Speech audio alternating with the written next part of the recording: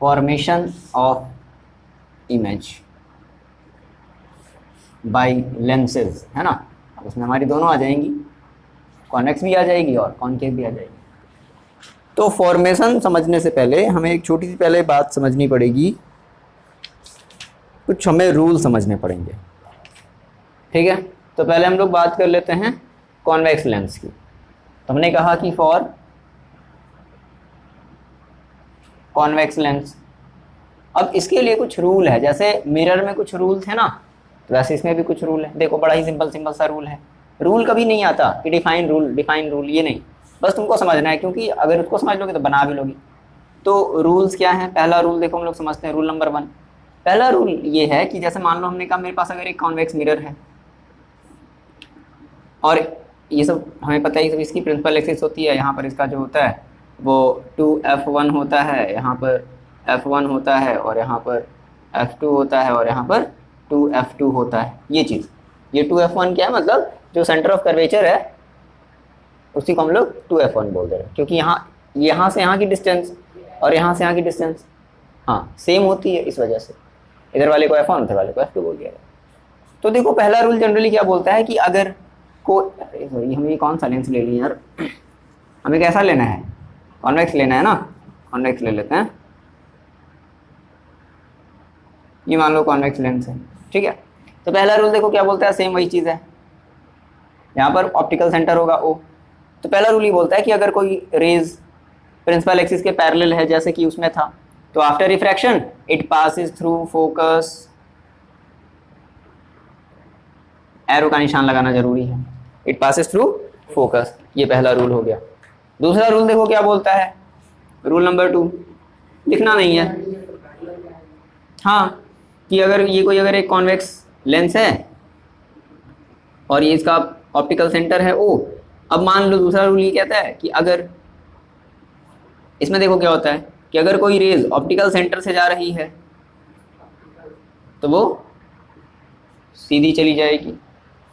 Optical centre से अगर जा रही है तो क्या होगी? वो सीधी चली जाएगी। ये तीसरा रूल देखो क्या बोलता है कि अगर कोई रेज मान लो फोकस से होकर के जा रही है,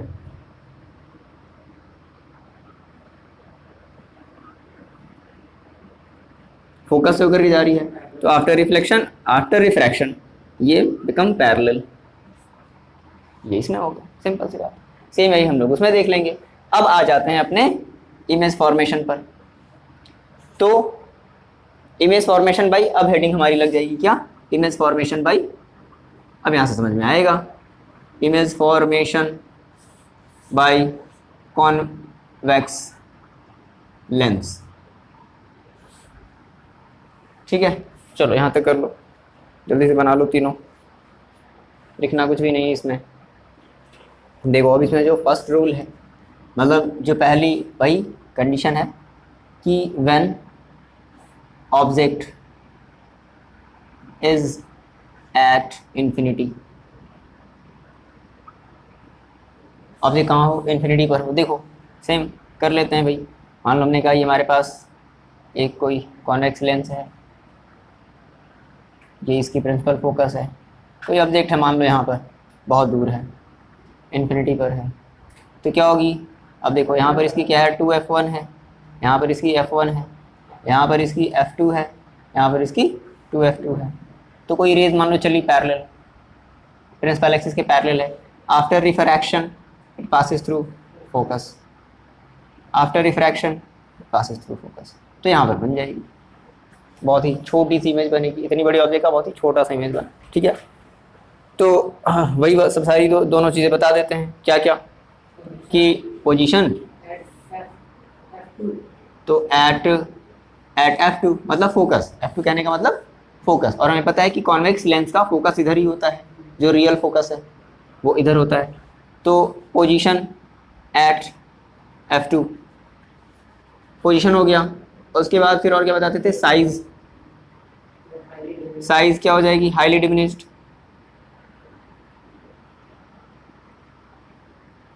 हाईली डिमिनिश्ड। और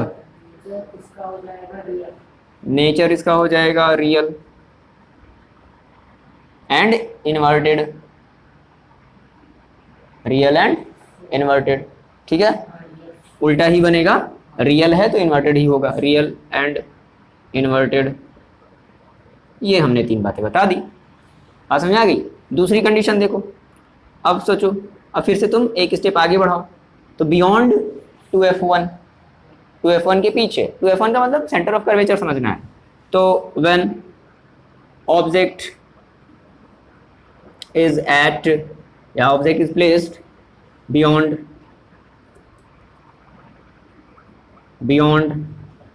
2f1, देखो जरा बनाते हैं इसको हम लोग।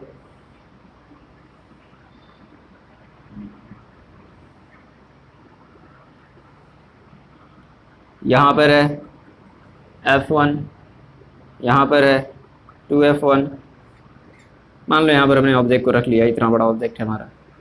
यहाँ पर कहीं होगा f2 और यहाँ पर कहीं होगा 2f2, ठीक है। f1 f2 से कंफ्यूजन नहीं होना चाहिए, मतलब इधर फर्स्ट वाला इधर सेकेंड वाला। चलो, तो हम किसी 2 रेज को अब बढ़ाएंगे। तो मान लो पहली condition, when rays parallel to principal axis after refraction it passes through focus. Arrow का निशान जरूरी है, तभी पता चलेगा कि लाइट किधर से किधर की तरफ जा रही है। दूसरा रूल अप्लाई कर लो, दूसरा रूल अप्लाई कर लेते हैं। हम ले जाते हैं centre of, sorry optical centre से ले जाते हैं, ऑप्टिकल सेंटर से ले जाओ। सब चीज़ें जब स्केल से बनाओगे तो बड़ी अच्छी बनेंगी। यहाँ पर बना, तो यहाँ से इस प्रिंसिपल एक्सिस से यहाँ की बीच की डिस्टेंस ये क्या कहलाएगी, इमेज की हाइट, यही इमेज की हाइट है। तो फिर भी देखो क्या है, ऑब्जेक्ट कितनी बड़ी है, इमेज अभी भी छोटी बन रही है। तो बता दो 3 चीज़ें क्या, कि पोजीशन, तो बिटवीन है, ये बिटवीन का सिंबल है, f2 and 2f2, f2 and 2f2। उसके बाद साइज़ बता देते हैं, तो साइज़ है स्मॉलर लिख दिया जाए, डिमिनिश तो बहुत ज़्यादा, डिमिनिश का मतलब कि बहुत एकदम छोटा, चींटी की तरह। तो साइज़ लिख देते हैं स्मॉलर देन ऑब्जेक्ट, ऑब्जेक्ट से छोटा ही है, स्मॉलर देन ऑब्जेक्ट। और एक और चीज़ क्या बच गया, नेचर, नेचर बच गया। तो नेचर हो जाएगा रियल एंड इन्वर्टेड। बहुत आसान है, इसको 5 पढ़ लोगे, 6 पढ़ लोगे ना, मतलब कहोगे तरफ हो गया। अगर इसको हम 1 महीने अगर नहीं भी पढ़ेंगे तो भी मेरा काम जो है चल जाएगा। हाँ, लेकिन थोड़ा सा समझना पड़ेगा। अभी होता क्या है कि बच्चों को जब समझ में आने लगता है, अरे सर वो भूल जाएगा, हो जाएगा, मतलब अब अटेंशन देना फिर बंद कर देते हैं, तो दिक्कत वही आ जाती है, फिर भूल जाते हैं। अच्छा, अटेंशन तो दिए ही नहीं थे। चलो नेक्स्ट हम लोग बात करते हैं थर्ड टाइप की। तो थर्ड अब कहाँ रख दिया जाए बताओ, वेब पर रख दिया जाए, है ना, उठा करके यहाँ रख देते हैं ऑब्जेक्ट को। तो लिख दिया जाए when object placed at 2f1, ठीक है, रख देते हैं।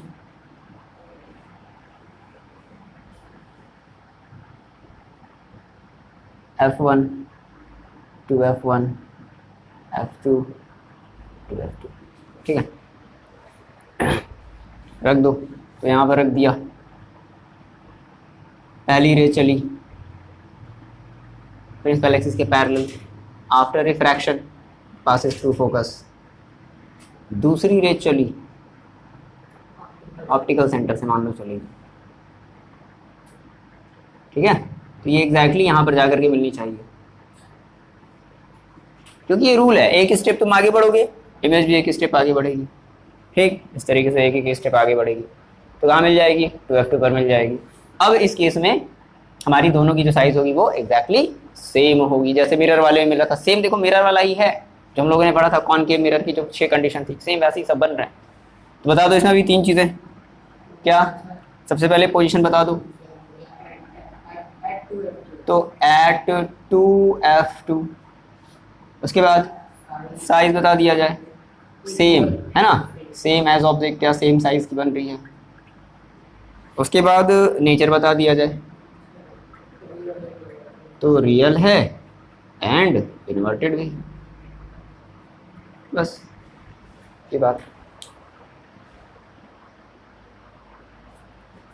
ठीक है, क्लियर है।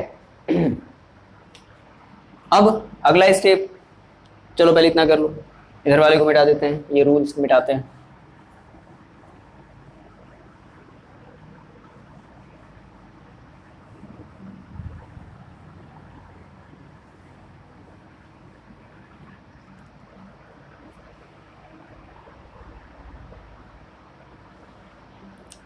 अगला स्टेप मतलब कि fourth number, when object placed, अब देखो कहाँ, तो हम F2 F1 अब between 2F1 and F1, placed between 2F1 and F1, चलो भाई रख दिया जाए।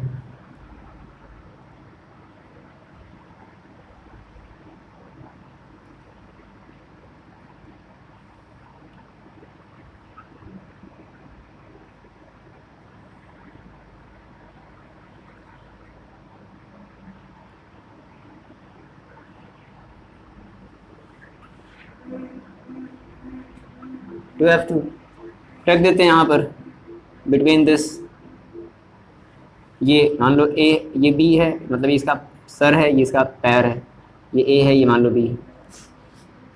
तो पहला rule, when rays passes parallel to the principal axis, after refraction it passes through focus, ये हो गया।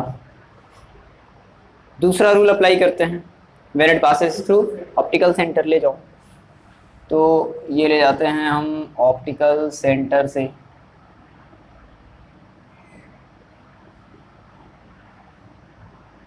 ठीक है, तो बियॉन्ड 2F2। ये सब सारी चीज़ें देखो अच्छे से कब बनेंगी, जब हम स्केल वगैरह का यूज़ करें और ये चीज़ें सही से अच्छे से बनाएं तब। तो बट हमें फाइनली पता है, एक रफ आइडिया है कि हाँ हाँ कहाँ कहाँ बनेगा, ठीक। तो 2F2 अब देखो बता दो सारी बातें, क्या पोजीशन, तो बियॉन्ड 2F2, फिर साइज की बात कर लेते हैं, और अब बड़ी बन रही है, बिगर देन ऑब्जेक्ट, और अगर हम बात कर लें नेचर की, तो रियल है एंड इन्वर्टेड है, क्योंकि कुछ बातें हम लोग ध्यान में रख लें तो बड़ा आसान रहेगा अब समझना। लेंस में इस तरफ की पोजीशन रियल, इस तरफ की पोजीशन वर्चुअल, इसलिए हम ये सब बातें अच्छे से बता पा रहे हैं।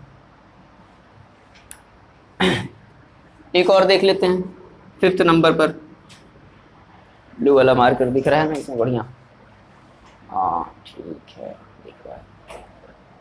देखो अब क्या रख दिया जाए, फिर से अब आगे आ जाओ, अब एक स्टेप फिर से आ गया हो, तो अभी तुमने 2F1 और F1 के बीच में रखा है, अब F1 पर ही रख दिया जाए, तो when object is placed at F1, चलो भाई रख देते हैं,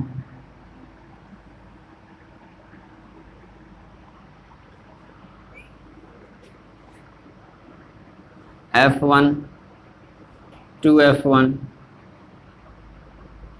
optical centre O, F2 2F2 तो रख दिया यहाँ पर, ये है A, ये है B, इसका सर है, इसका पैर है,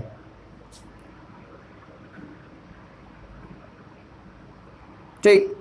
पहली condition, when rays passes through parallel to the principal axis, after refraction it passes through focus। दूसरी condition, when it passes through optical center, तो पैरेलल हो गई, पैरेलल होगी तो कोई मिलने वाली है नहीं, तो क्या बोलते हैं, कहाँ मिल जाएगी, इन्फिनिटी पर। सब वही बातें फिर से लिख देंगे, क्या पोजीशन लिख दो, इसको मिटा दें, इधर वाले को मिटा दिया जाए, चलो इधर वाले को मिटा देते हैं,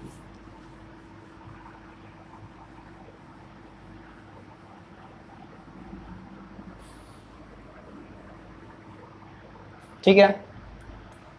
अब देखो बता दो सारी बातें क्या कि पोजीशन कहाँ होगी भाई इसकी, तो एट इन्फिनिटी, और साइज क्या होगी इसकी, बहुत ज़्यादा बड़ी, इसको हम लोग बोलते हैं इनलार्ज्ड ना, क्या बोलेंगे, इनलार्ज। और क्या बच गया, नेचर। नेचर क्या हो जाएगा, तो रियल, स्टिल अभी भी रियल है एंड इन्वर्टेड है, रियल एंड इन्वर्टेड। क्लियर है बात? ठीक है, सब कुछ नज़र आ रहा है, अच्छी बात है। अब एक हमारी लास्ट कंडीशन बच गई, कहाँ, अब ऑब्जेक्ट को कहाँ रख दिया जाए, between optical centre and F1 के बीच में। चलो लास्ट कंडीशन आ गई, तो 6 कंडीशन, व्हेन ऑब्जेक्ट, ये अच्छा सा प्रैक्टिस भी हो जाएगा सभी बच्चों का, when object placed between O and F1, अब हम O ऑप्टिकल सेंटर और F1 के बीच रख रहे हैं, ठीक है, रख देते हैं।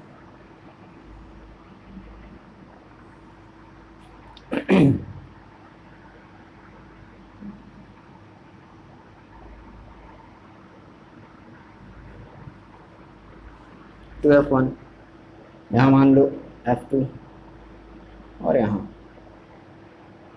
To F2। ये O है, ऑब्जेक्ट को रख दिया यहाँ पर। पहला rule, passes through parallel to principal axis, after refraction it passes through focus। दूसरा रूल,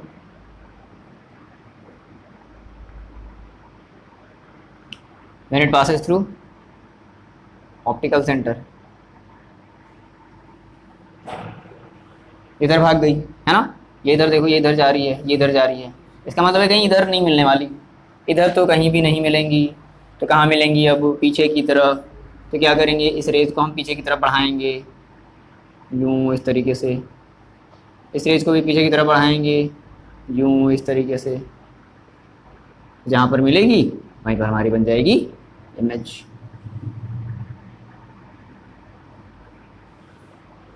ठीक, तो ये हमारी इमेज बन जाएगी।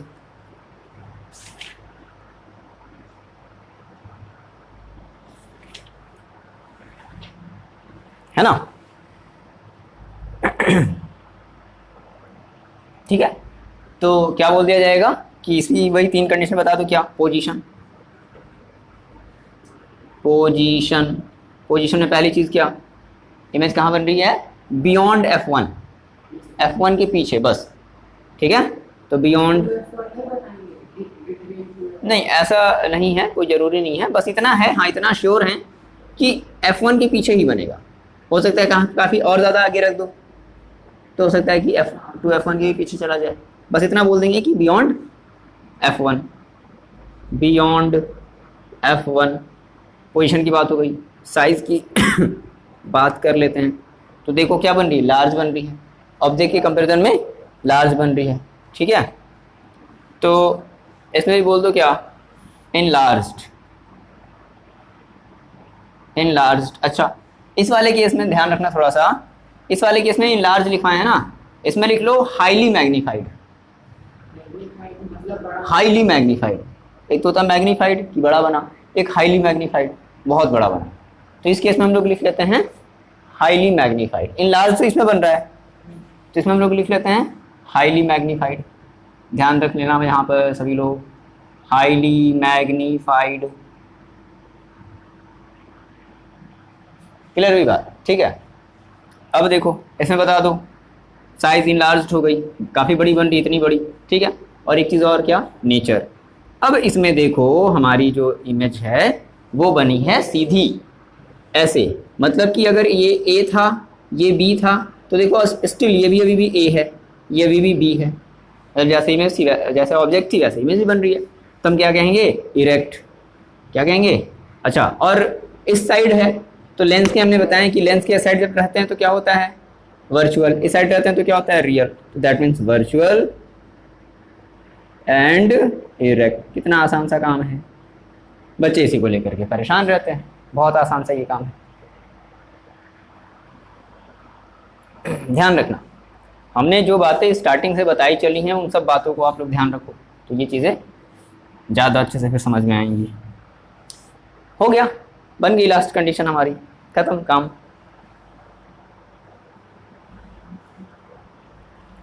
अब इसमें वही सब सारी बातें ध्यान रखना है क्या, कि जो हमारी एफ है, फिर से देख लो कि जो फोकल लेंथ लेते हैं कॉन्वेक्स लेंस के लिए वो कैसे लेते हैं, पॉजिटिव। जो आर लेते हैं फोकल लेंथ कॉन्वेक्स लेंस के लिए वो भी लेते हैं पॉजिटिव। ये सब सारी चीज़ें पॉजिटिव होंगी अगर न्यूमेरिकल पर्पस से अगर हम बात करें तो। बाकी यू तो हमारा निगेटिव ही होगा, और वही अपना साइन कन्वेंशन इसमें भी लगेगा।